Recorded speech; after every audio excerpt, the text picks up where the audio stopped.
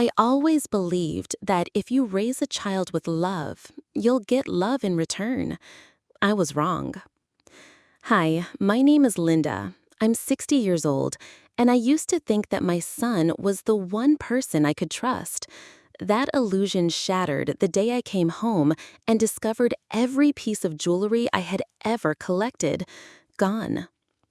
But before we get there, let me take you back a few weeks. And before we begin, please, if you've ever been betrayed by someone close, subscribe to the channel, give this story a thumbs up, and tell me in the comments where in the world you're watching from. It truly means a lot. Now, let me tell you what happened. My entire life, I collected jewelry. Not to show off, not to impress, but because every piece meant something. A golden heart pendant my late husband gave me for our 10th anniversary. The sapphire ring I wore the day I opened my cafe. A delicate pearl necklace my mother handed down before she passed. Each piece held memories, my memories. So when my son Ryan suggested I take a week-long cruise to relax and treat myself, I was touched. "It's your birthday next month, Mom," he said with that charming smile he always used to get what he wanted. "You never take time for yourself. Let me book you a trip. I'll take care of everything." I hesitated. I had never been on a cruise in my life. But Ryan was persistent. "It's time you let go a little," he said. "You've worked so hard all your life. Let me spoil you." Those words, "let me spoil you." God, how bitter they taste now. The ship set sail from Miami. The ocean was like glass, the breeze warm and salt-sweet. I had a cozy cabin with a window view, and I started each morning with coffee and silence, something I hadn't had in years. By the third day, I was dancing with retirees from Michigan and laughing so hard my stomach hurt. I let myself forget the weight of being alone, forget the bills, forget the creaks in my bones. I even entered a silly raffle they ran on the ship. "Enter your cabin number and name," the woman in the red blazer told me. "What's the prize?" I asked. She winked. Life-changing. I dropped my little ticket in the box, rolled my eyes, and went back to bingo with Marge and Betsy. If only I had known. Meanwhile, back home, Ryan was busy. Busy doing what no loving son would do. He knew I kept my jewelry in the safe in the guest room closet. He knew the combination. I told him years ago, just in case something ever happens to me.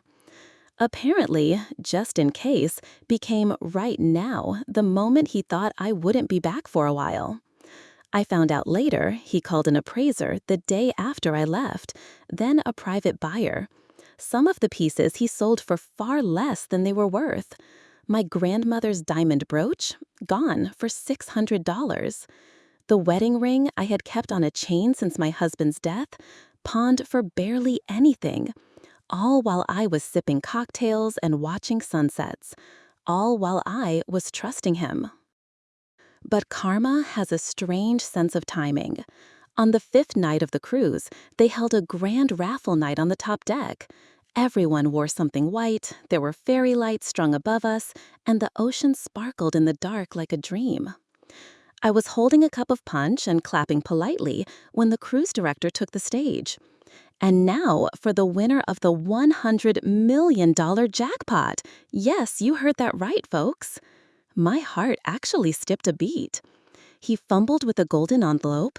"The winner is cabin 9143, Linda Cooper." I stood there, frozen. Everyone turned toward me. My drink fell from my hand. They rushed me to the front. Flashbulbs, cheers. A lady hugged me, even though we'd never spoken. Somewhere in the distance, I swear I heard the sound of fate laughing. 100 million, just like that. And I knew, at that moment, something had shifted in my life forever. I came home earlier than planned. What I found in my house nearly broke me, until I realized I wasn't the same woman who left. I didn't sleep that night. Not because I was scared or overwhelmed, Because I was awake with something I hadn't felt in a long time. Power. The moment they handed me the paperwork confirming the winnings, I felt the years lift off my shoulders. Not just financial worries, emotional ones. Guilt, obligation, fear of being alone, all of it felt small now. The cruise company escorted me to a private suite the next morning. Their lawyers, their PR team, even the captain congratulated me like I was royalty. I called Ryan. He didn't answer. I left a voicemail. "Hey, sweetie, the cruise has been interesting. I'll be home tomorrow." Not a word about the money. Not yet. I needed to see him face to face. I needed to look him in the eyes when he realized what he'd done. The taxi dropped me off in front of my house a day earlier than scheduled. I stood on the sidewalk for a few moments, clutching my little cruise tote bag. My real luggage was coming via courier, first class, insured, with a security escort. You don't take chances when you've got new bank accounts with 8 zeros. The house was quiet. Too quiet. Ryan's car was in the driveway. I used my key. Inside, the scent of my lavender candles had been replaced by something sterile, lemon cleaner and artificial air freshener. The living room looked like it had been staged for a real estate ad. My personal photo albums were gone from the coffee table. I walked slowly, noticing things. The hutch where I kept my vintage brooches? Empty. The display shelf with my small velvet ring boxes? Cleared. Panic rose in my chest. I rushed to the guest room and opened the closet. The safe was there. The door was wide open, and it was empty. I sat down on the bed, stunned. Not angry, not yet, just stunned. All those memories, all those stories tied to each ring, necklace, bracelet, gone, like they meant nothing. I heard the front door close. "Mom?" Ryan walked in, phone in hand, clearly not expecting me. He froze when he saw me. "What are you doing back?" he stammered. I didn't say anything, just stared at him. Then, calmly, "Where is it?" He blinked. "What?" "My jewelry." His face twitched. "Mom, listen, there's a good explanation." I stood up. "You sold it." Just some of it," he mumbled. "I was gonna use the money to fix up the house. It's all for us." Us? He said us like we were still a team, like he hadn't gutted my history. I walked past him, straight to the kitchen, and poured myself a glass of water. My hands were trembling, but my voice was steady. "I raised you better than this, Ryan." He followed me, suddenly louder, defensive. "You always hoarded that stuff like it was treasure. You never even wore most of it. What's the point of keeping it locked away when we could have?" I turned around. "You didn't ask. You took." He tried to soften. "Look, I didn't think you'd even notice, and if I'd known you were coming back early—" "You would have hidden it better," I snapped. Silence. And then the tears came. His, not mine. "I messed up," he whispered. "But I didn't think it would hurt you this much." Oh, it did. But not in the way he thought. It wasn't just about the jewelry. It was about betrayal. About being seen as weak. As someone easy to steal from. Easy to lie to. But I wasn't weak anymore. I didn't raise my voice. I didn't scream. Instead, I said quietly, "You might want to sit down." He frowned. "Why?" "Because I need to tell you what happened on that cruise." I watched him lower himself slowly onto the stool at the island, still unsure. I pulled out the printed confirmation from my purse and laid it gently in front of him. He glanced at it, read it, His eyes widened, and then his jaw dropped. This says you won $100 million? I finished. Yes. He laughed nervously, as if it were a prank. Then he saw the notarized signatures, the official letterhead, the company seal. His smile disappeared. You're kidding. I crossed my arms. Do I look like I'm kidding? He stared at the paper like it might catch fire. Suddenly, I wasn't the old, naive mother anymore. I was someone who had options, someone who could hire lawyers, someone who could rewrite her will, someone who didn't need to explain herself. He stood up shakily. Mom, I didn't mean to hurt you. I thought we were broke. You've been struggling, and You made a choice, I said firmly, and now I will too. He went pale. Please, don't cut me off. I picked up the papers and slipped them back into my bag. I'm not making any decisions today, I said, but I won't be staying here tonight. He followed me toward the door, frantic. Mom, wait, let's talk. I paused, then looked him right in the eyes. You sold my past, Ryan. Now you'll have to earn your way back into my future. And I walked out. I checked into a luxury hotel and met with a lawyer. What he suggested next changed everything. I checked into the nicest hotel in town that same evening. The kind of place I used to drive past and think, who even stays there? Movie stars? Apparently, now I do. The concierge greeted me by name after seeing the reservation. Welcome, Mrs. Cooper. We've placed you in the penthouse suite, if there's anything at all you need. I almost laughed. A week ago, I was clipping grocery coupons and calling my internet provider to argue over a $9 charge.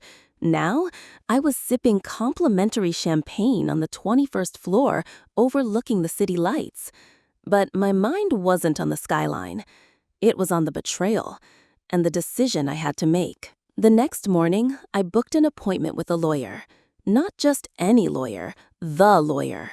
Miss Evelyn Marsh, mid-60s, power hair, eyes that saw through nonsense like glass. Her name came up 5 times when I searched estate and trust experts for high net worth individuals. She greeted me in a navy pantsuit that could cut glass. You must be Mrs. Cooper, she said, shaking my hand firmly. Congratulations. I understand you've had quite a week. That's putting it mildly, I said, sitting down across from her mahogany desk. We got through the small talk fast. I handed over the cruise paperwork, the banking details, and a brief rundown of what had happened with my son. I tried to sound calm, logical, but she saw through me. He stole from you, she said, plainly. I blinked. I guess he did. You don't have to say, I guess, she replied, folding her hands. Let's be honest about what happened so you can make honest decisions. That's when something shifted in me. All my life, I'd been the nice one, the sweet widow, the understanding mother, the woman who never raised her voice, who gave second, third, fourth chances. But Evelyn didn't want sweet. She wanted smart. And for the first time in decades, I realized I am smart. I can take charge. I just needed someone to give me permission. So I nodded. Yes, I said clearly. My son stole from me, and I want to protect myself. Evelyn laid out options. Revise the will. Freeze joint accounts. Create an irrevocable trust with strict clauses. I've seen this before, she told me. Money brings out the rot in people. You're not alone. I asked her if I was being too harsh.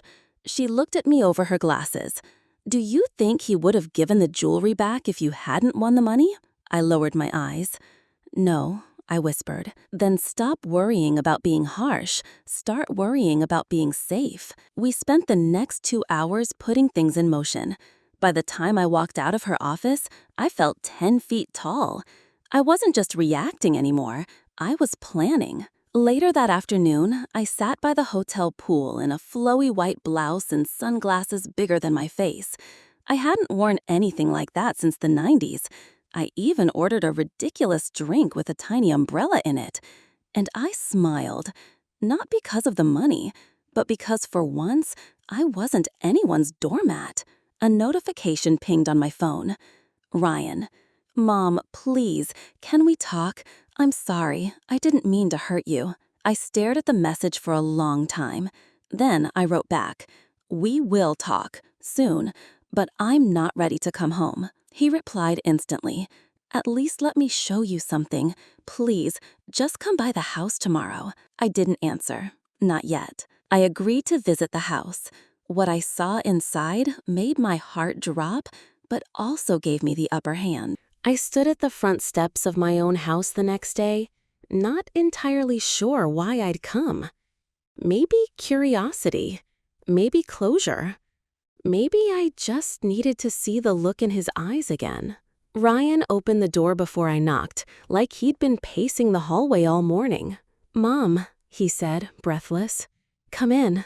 I stepped over the threshold slowly, taking in every detail. The smell of new paint hit me first, then the shining hardwood floors, and new curtains, beige and blue, his fiancé's taste, not mine. It didn't feel like my home anymore. It felt like someone else's Airbnb. "I cleaned everything," Ryan said quickly, leading me toward the living room. "I even called that antique guy back, the one who appraised the brooches. I tried to track down what I could." He gestured to the coffee table. There, laid out on soft black velvet, were 6 of my pieces. Just 6. The golden heart pendant from my anniversary, the pearl necklace, and 4 other items I thought I'd never see again. "I got these back," he said, almost proudly. "Some cost me more than I sold them for, but I did it. I wanted you to know I'm sorry. I really am." I didn't answer right away. I ran my fingers over the necklace. It was real, cold, smooth. It still smelled faintly of the lavender I used to wear. "You couldn't get the ring back," I said, quietly, without looking up. He froze. "No," he admitted. "That one was sold out of state. I'm still working on it." I nodded. "It was the one your father proposed with." His face fell. "I'm sorry," he said again, this time barely above a whisper. "I wasn't thinking straight." "You were thinking clearly enough to open the safe," I replied. "Clearly enough to call a buyer. Clearly enough to erase 20 years of sentiment in one afternoon." He dropped into the armchair and buried his face in his hands. "I don't deserve your forgiveness," he murmured. I didn't respond. Because I wasn't ready to forgive him. Not yet. "I have something else to show you," he said after a long silence. He got up and led me down the hallway to the spare bedroom, my jewelry room once. Now it had been transformed. The wallpaper was gone, replaced with pale blue paint. A new glass cabinet stood in the corner, with soft lights installed inside. Empty necklace busts lined the shelves, velvet stands waiting. "This was supposed to be your birthday surprise," he said, "before I ruined everything." I looked around. It was thoughtful, cold, but thoughtful. He was trying, in his own way. But the problem wasn't the paint or the lights or the cases. It was trust. And once that breaks, it doesn't come back with LED lighting and expensive woodwork. "I appreciate this," I said slowly, "and I see the effort. But Ryan, this isn't about furniture. It's about respect." He nodded, ashamed. "I know. I panicked, Mom. Money's been tight. I thought maybe I could fix it later. Replace the jewelry before you noticed." "And then?" I raised an eyebrow. "Then I won the lottery?" He looked down. "You weren't supposed to come back like that." I let out a small, bitter laugh. No one ever expects the quiet ones to win, do they? He looked up at me with glassy eyes. "I miss you," he said. "I miss you being home. I miss you baking and humming and making this place feel alive." That stung more than I expected, because I missed those things too. But I wasn't that woman anymore. I couldn't go back. Not now. "I have one condition," I said finally. He perked up. Anything. I'm setting up a legal trust. You'll be included, but under terms I decide. There will be no more access to my finances, no more assumptions, and absolutely no more secrets. He nodded, of course. And until further notice, I won't be living here. His face fell again. I'm not cutting you off, Ryan, but I'm putting up boundaries. Because if I don't protect myself, no one else will. For once, he didn't argue. He just said, I understand. And I believed he meant it. But that didn't mean I was ready to come home. I made a quiet visit to a jewelry boutique downtown. What the owner offered me, it unlocked a whole new idea I never saw coming. The little boutique on Harper Street hadn't changed in 20 years. Same soft golden lighting, same vintage green awning over the door, same bell that chimed as I stepped inside, like I'd just walked into a memory. I hadn't been there since Richard passed. We used to come in together. He'd pretend to inspect watches while sneaking glances at whatever necklace I lingered on. He had a way of surprising me with exactly the piece I never said aloud I wanted. But today, I wasn't here for sentiment. I was here because something inside me had woken up, and it wanted more. Linda Cooper, a deep voice said behind the counter. I turned. It was Elias Monroe, the owner. Taller than I remembered, with silver hair pulled back neatly and the same eyes that always looked like he knew more than he let on. I thought that was you, he said, coming around the counter with open arms. It's been, what, a decade? Almost 20, I said with a smile, letting him hug me. But who's counting? He stepped back and looked me over. You haven't changed. I've changed more than you know. He tilted his head. Coffee? Tea? I just brewed a fresh pot. I nodded. Coffee, and maybe some advice. We sat in the small sitting area at the back of the shop, the kind with velvet armchairs and tiny porcelain cups you're almost afraid to hold. I told him the story. Not all the details, but enough. The cruise, the win, the betrayal, the decision to move out. He didn't interrupt once. When I finished, he leaned back and whistled. Well, if anyone was going to come out of something like that swinging, it'd be you, he said. I don't know about swinging, I said, but I'm not sitting down either. He smiled. So, what brings you to me, Linda? I reached into my purse and pulled out the golden heart pendant, the one Ryan had managed to get back. I want it cleaned, reset, maybe, but I also want to see what it's worth now. He took it gently, inspected it under the light, and nodded with appreciation. This piece is beautiful. Sentimental? Very, but I'm also ready to start seeing things for their real value. He looked at me then, not like a customer, like a peer. Would you ever consider selling pieces? Not your own, I mean. Designing, curating, starting your own collection? I blinked. Excuse me? He leaned in, lowering his voice like he was sharing a secret. There's a hole in this town, a real one. The old world charm is disappearing. You have taste, and clearly the funds. If you wanted to launch something under your name, I'd mentor you. I stared at him. Start my own line? My own boutique? Me? Me? I wouldn't even know where to start, I said, flustered. Yes, you would, he said calmly. You've been collecting for a lifetime. You know what makes a piece matter. And now you're in a position to bring that beauty to others. The idea hit me like a soft wave, at first gentle, then stronger. Could I really do that? Turn all the pain, all the betrayal, into something lasting? Into legacy? I looked down at the pendant in his hands. I used to think jewelry was just about memory, I said. He smiled. Sometimes it's about identity. That afternoon, I left the store with more than just a receipt. I left with a plan. But in New Chapter, I began sketching my first collection. But someone else had been watching my every move. And he didn't like what he saw. I hadn't picked up a pencil in years. But there I was, sitting by the window of my penthouse suite with a sketch pad in my lap, shading the curves of a delicate bracelet inspired by the waves from the cruise. It felt natural, as if this version of me had been waiting quietly in the background, just hoping for the space to speak.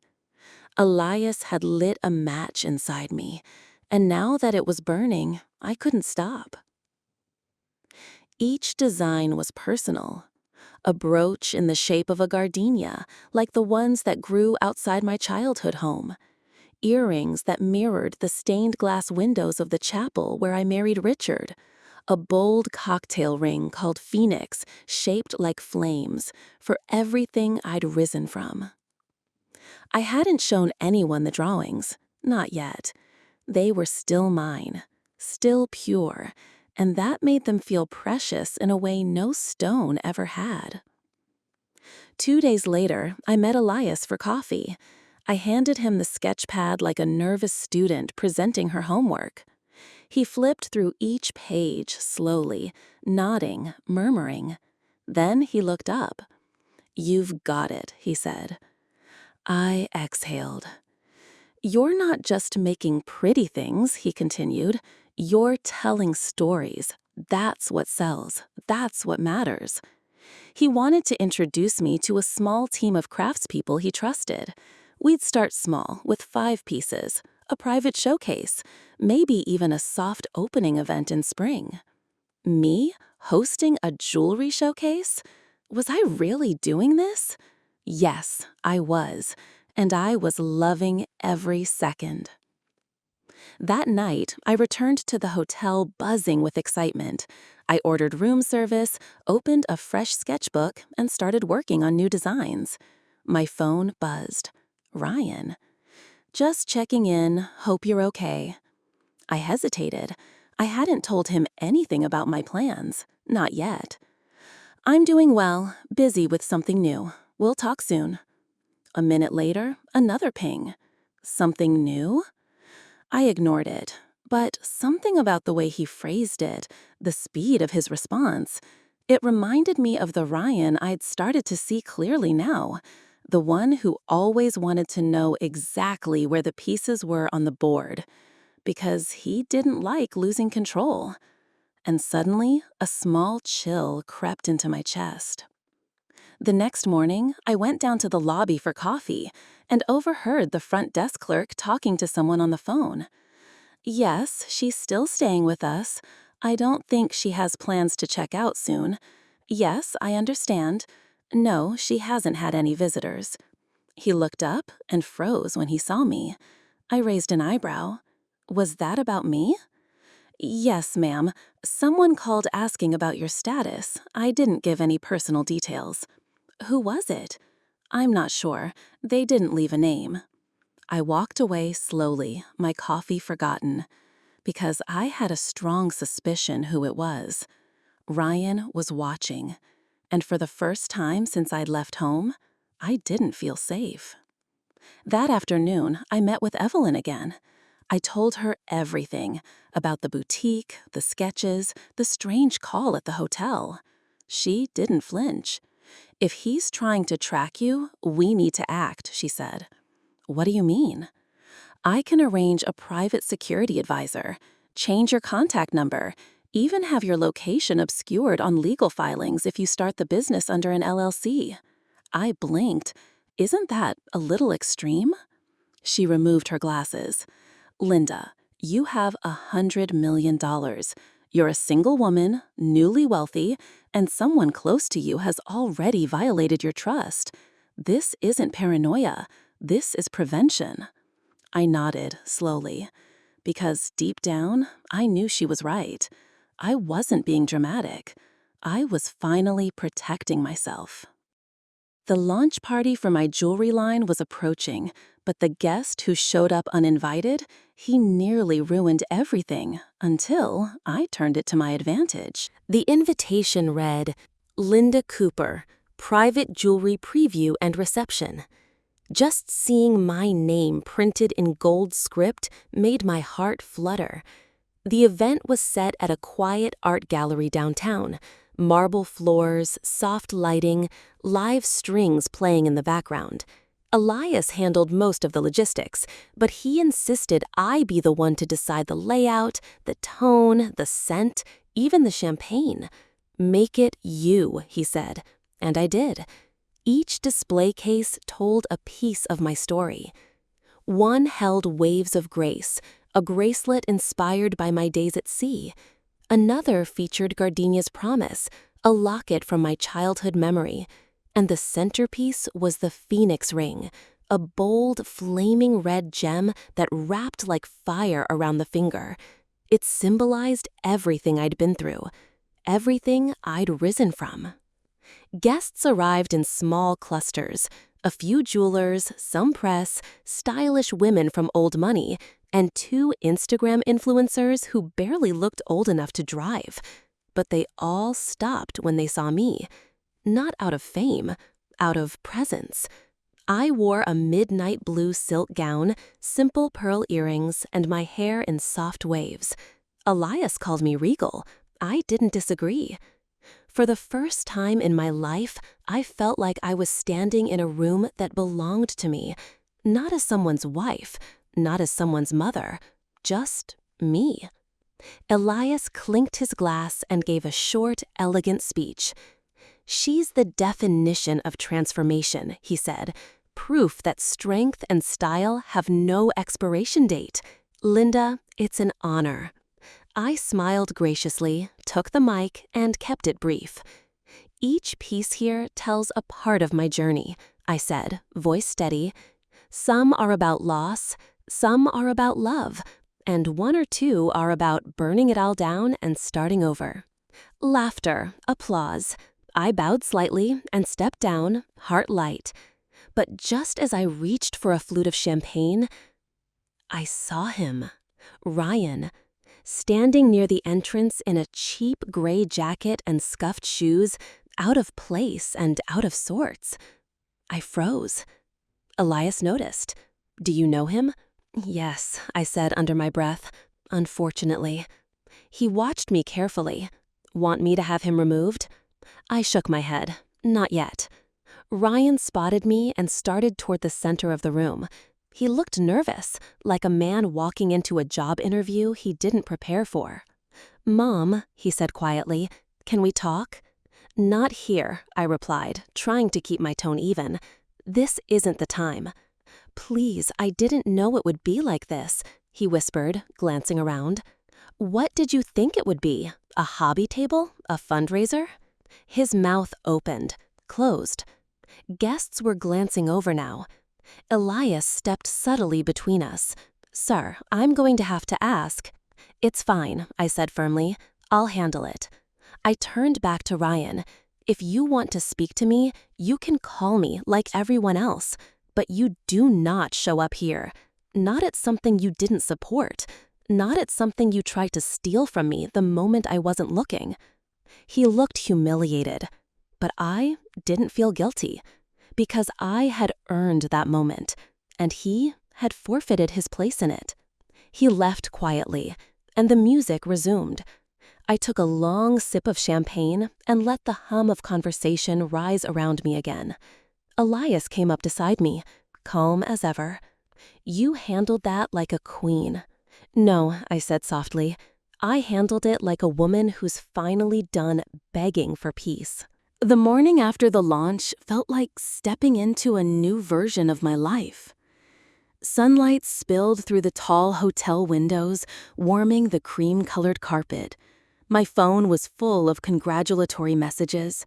Photos from the event had already begun circulating online. One labeled me as the Phoenix Widow. I chuckled at that.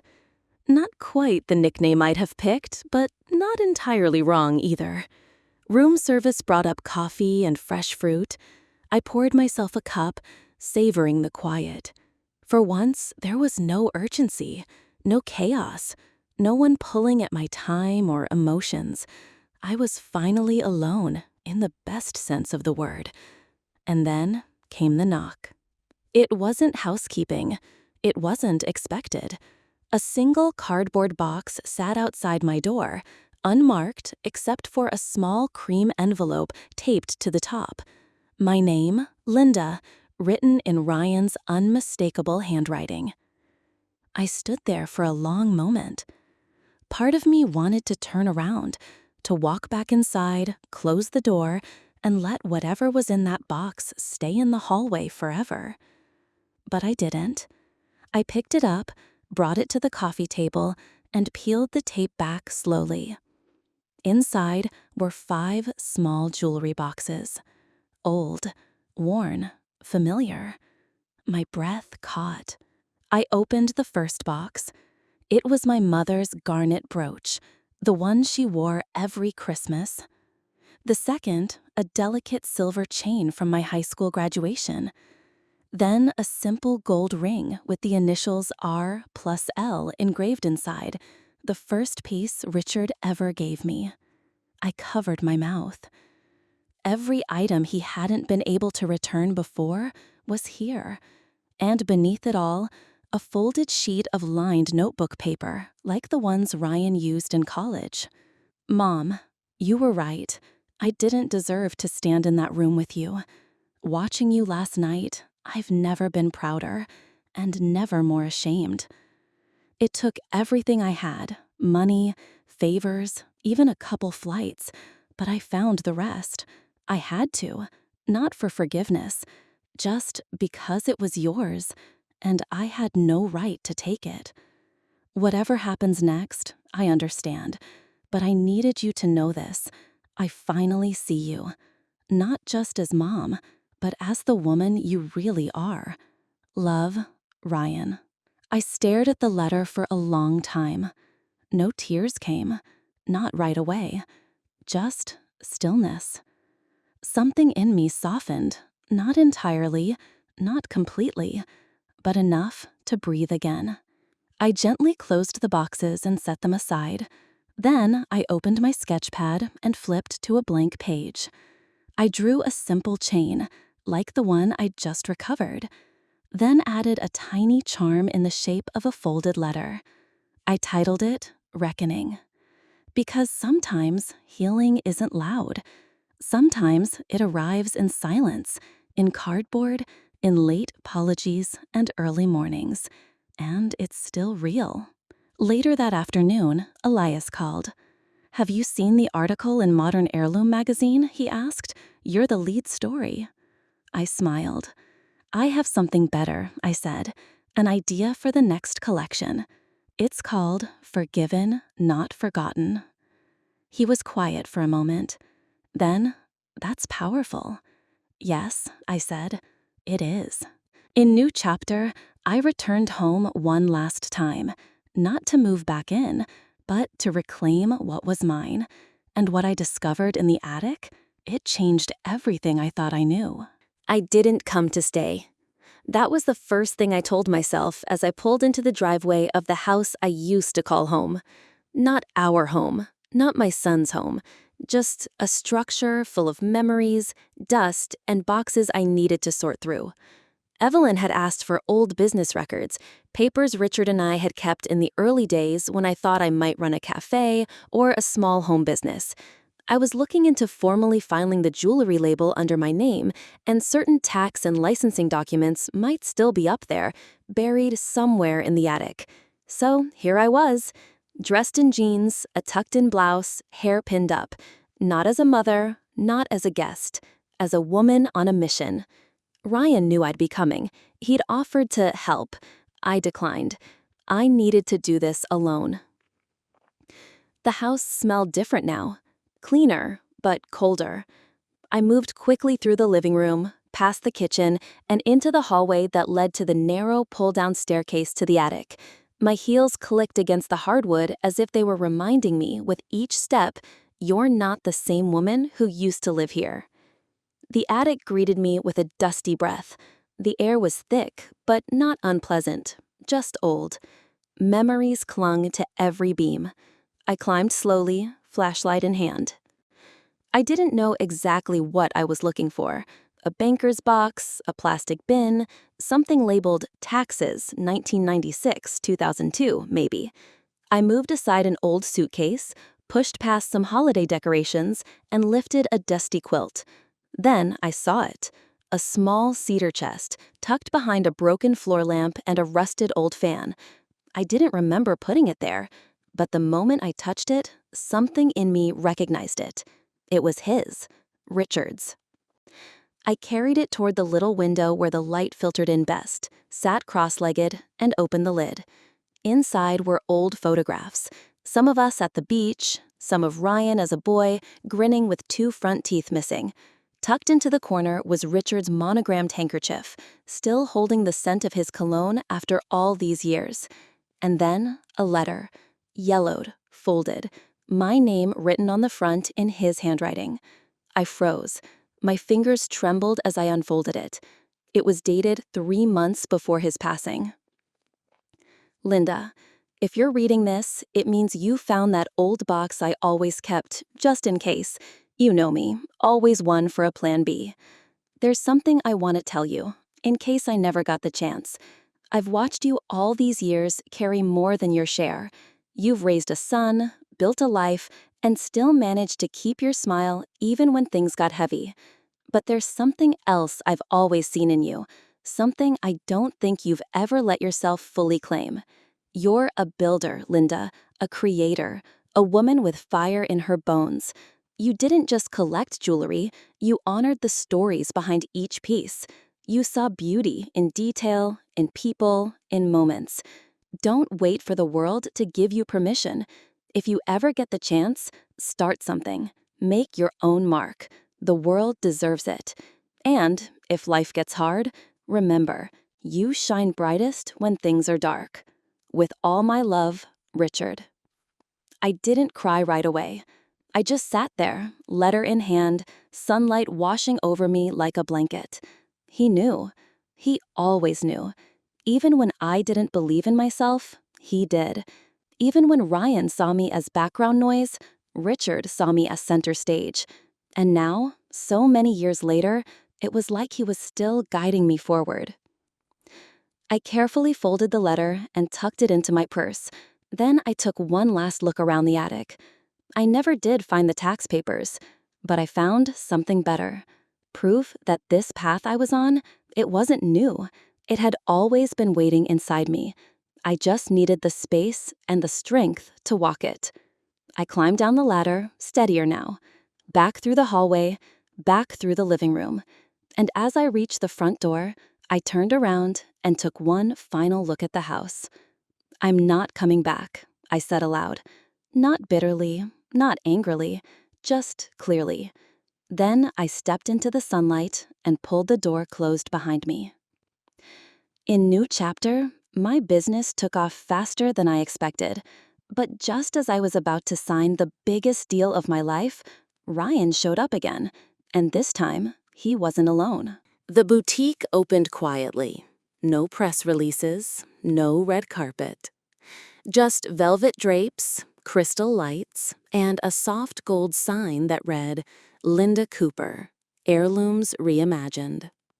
By noon, there was a line down the block. Elias and I stood inside, watching the first guests move through the displays like they were walking through someone's memory. Every piece had a name, a story, a purpose. And they sold out faster than I thought possible. By week's end, we had back orders. By month's end, we had private commissions lined up through spring. One editor from Timeless Style called it the most authentic debut in luxury jewelry in a decade. I didn't cry. But I did buy myself the good champagne. And for once, I toasted myself. That Friday, Evelyn called. You're being invited to Milan. I nearly dropped my phone. Excuse me? Milan, Spring Showcase. You've made waves, Linda. They want you to show the Phoenix collection internationally. I suggest you say yes. I laughed. Do I even own a passport anymore? We'll expedite everything. My assistant will send over the paperwork. That night, I sat in the boutique alone, champagne flute in hand, surrounded by soft music and low light. The woman I was 6 months ago, she would have never believed this. The woman I was now, she was just getting started. The next morning, Elias and I were finalizing display specs for a new partnership with a luxury retailer in New York when the bell over the door jingled. I looked up instinctively, and my heart dropped. It was Ryan, and he wasn't alone. Beside him stood a tall, composed woman in a pencil skirt, sharp black blazer, and heels that clicked like authority. Her hair was twisted in a bun so tight it looked like it hurt. She extended her hand first. "Miss Cooper, I'm Camille Denton. I represent your son." I didn't take her hand. Instead, I looked at Ryan. He couldn't meet my eyes. "What exactly are you representing him for?" I asked coolly. She cleared her throat. "We're here to discuss matters of family estate. More specifically, certain heirlooms which may have shared lineage." "Shared lineage," I repeated. Interesting term for items he stole. Elias stepped forward. "Is this official business? Because if so, I suggest you contact our legal counsel." Camille held up a hand. "We're not here to cause a scene." "Good," I said, voice cold as glass. "Then let's not waste time either." She opened a folder and slid a document onto the display case. "This is a list of jewelry items that, according to my client, were once part of his grandmother's collection. Mr. Cooper claims that, since you've made certain items public through your line, he is entitled to inquire about ownership, or, at minimum, recognition of shared legacy." I laughed. I couldn't help it. "You're serious?" I said, picking up the paper. "He's laying claim to my line because some of the inspirations were based on my mother's jewelry? He's simply asking that the family history be acknowledged." "Oh, I've acknowledged it plenty," I said, folding the paper in half and setting it down. "I acknowledged it when he sold those pieces behind my back.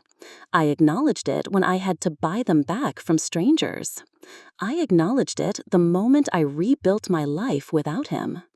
Ryan finally spoke. "I didn't ask her to do this," he said. "She offered." I turned to him. "You walked into my store with a lawyer, and you're playing the innocent?" Camille stepped forward again. "Perhaps we could find a solution that's mutually beneficial. A collaborative piece in the next line? Something called the Cooper Legacy, with both of your names." "No," I said, sharp. Camille's lips tightened. "I suggest you leave now, and next time send paperwork to my actual lawyer, Evelyn Marsh. I believe you'll find she's not easily impressed by theatrics." Ryan stood there, stuck between shame and silence. "Ryan," I said quietly, "you had a chance to rebuild trust. You sent me that letter. You found the pieces. That mattered." His eyes lit up slightly. "But," I continued, "trust isn't a one-time performance. It's consistent action. And this, bringing someone to pressure me, isn't action. It's a pattern. And I won't play along anymore." I turned to Elias. "Please show them out." As the door closed behind them, I took a deep breath. Elias looked at me, steady. "Are you all right?" "I'm better than all right," I said. "I'm clear." I picked up the folded list, tore it once, then twice, and dropped it in the bin. And then I walked to the window of my boutique and looked out at the city I had reclaimed. They could come with lawsuits, with guilt, with stories, but they'd never come again with control. Milan was calling, but as I boarded the plane, a message came through that stopped me in my tracks and made me question everything I thought was settled. The car waiting outside the boutique was sleek, black, and quiet, exactly how I liked things now. Inside was a chilled bottle of sparkling water, a silk scarf with my initials embroidered on it, and a printed itinerary detailing every step of my trip to Milan. First-class flight, private driver, press interviews, a seat on the front row of the spring showcase. It still felt surreal. 60 years old, widowed, betrayed, and reborn, now about to debut my collection in the fashion capital of the world. I smoothed my hands over the cream-colored coat I was wearing, then checked my purse again. Passport, phone, sketchbook, Evelyn's folder with every legal and business document just in case. I had never traveled internationally without Richard. And yet, somehow, I felt more complete in this moment than I had in decades. The driver opened the door. "Ready, Miss Cooper?" I nodded. "Let's go." At the airport, they whisked me through check-in and security like I was royalty. I even smiled when they offered me a mimosa in the lounge. I said yes, why not? I sat near the window and watched as the plane pulled up to the gate. My boarding group was called next. I stood, reached for my bag, and my phone buzzed. One new message from unknown number. I almost ignored it until I saw the preview. "We need to talk. It's about Richard." My chest tightened. I opened the full message. "Mrs. Cooper, I apologize for the sudden contact. My name is Daniel Marsh. I work with Evelyn, but on a separate estate matter. I've come across something during probate research involving your late husband's holdings. It's important. Please call when you can, before your departure if possible." I stared at the words. Richard. I thought everything had been settled. I had signed the estate years ago. There were no hidden accounts, no unknown policies, or so I believed. But something about the timing, right before Milan, right as I was stepping into my future. It was like a ghost tugging on the hem of my confidence. I sat back down in the lounge chair and dialed. He answered on the second ring. "Mrs. Cooper, thank you for calling. I'll be brief." "Please," I said. "There's a small parcel of property registered under a trust your husband opened before his passing. The name was generic, which is why it didn't appear in earlier filings. But the trust matured this month and triggered an automatic review under your name." "What kind of property?" he said. "A small jewelry workshop just outside Florence." I blinked. "In Italy?" "Yes, ma'am. And according to archived letters we found, it was something he quietly purchased and intended to gift you when he retired." I covered my mouth. Richard. I remembered him once joking, years ago, that he wanted to run away with me to Italy.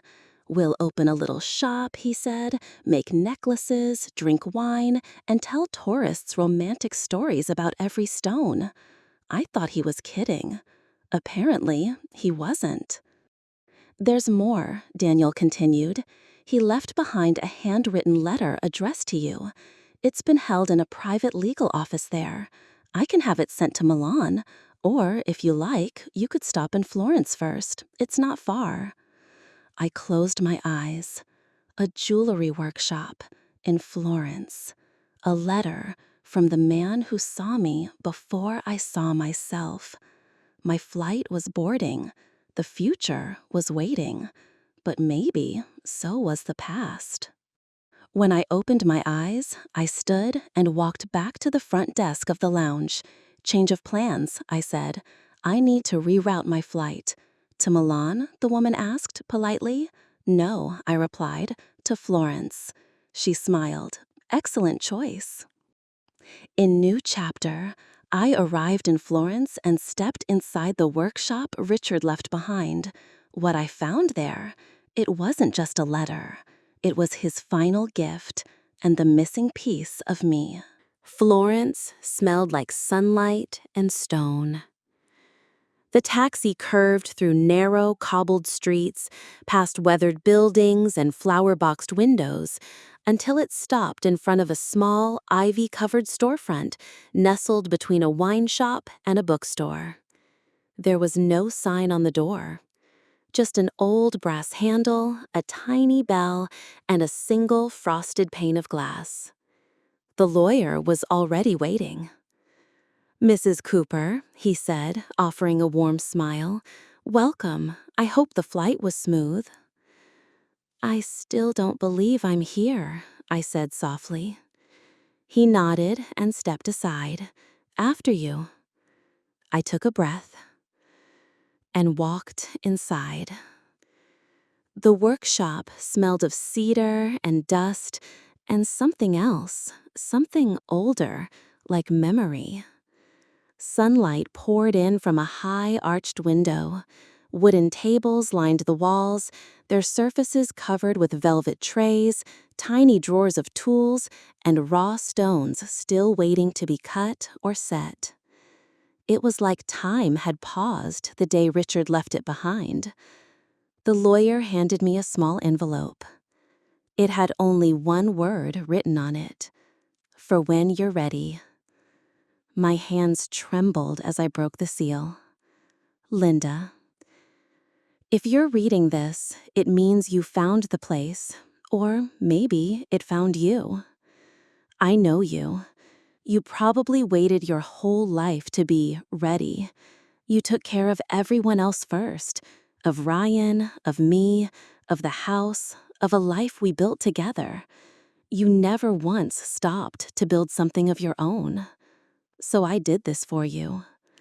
This little workshop, it's yours. Always was. I didn't tell you then because I was afraid. Afraid you'd laugh. Afraid you'd say, 'Don't be silly.' Afraid you'd keep putting yourself last. But you were never meant to come last. You were always meant to shine. If you ever walk through these doors, I hope it's because you finally chose yourself, not because you had to, but because you wanted to. And when you do, I hope this space reminds you of how deeply you are loved, not just by me, but by the part of yourself that always knew she was capable of more. This is not a goodbye. This is the beginning of something that was always inside you. Love you always, Richard." I stood there for a long time, letter pressed to my chest. No tears this time, just warmth, peace. A quiet exhale, like a knot inside me had finally loosened. I explored the space slowly. In the back, I found a box of Richard's old sketches, clumsy and adorable, designs he must have imagined me wearing. One was titled "Queen of Quiet Strength," another, "Reign of Grace." I ran my fingers across the stone countertop, traced the edge of a workbench, and pulled open a drawer to find a half-set amethyst resting in a silver prong. He never got to finish it, but maybe I could. That afternoon, I sat near the open door, the Tuscan breeze drifting in, my sketch pad on the table. I started drawing. Not for a client, not for a show, not for a business. For me. A piece called Home. And another, Inheritance. But not the kind you fight over, the kind you live up to. As the sun lowered over the clay rooftops, I closed the journal, stood in the doorway, and looked out at the world that had waited patiently for me to catch up to myself. For the first time in my life, I wasn't anyone's shadow. I wasn't a role, a caretaker, a background character in someone else's ambition. I was Linda Cooper, jeweler, dreamer, survivor, and woman finally, fully, and fiercely free. The bell above the door chimed as I stepped back inside, and I smiled, because I was home.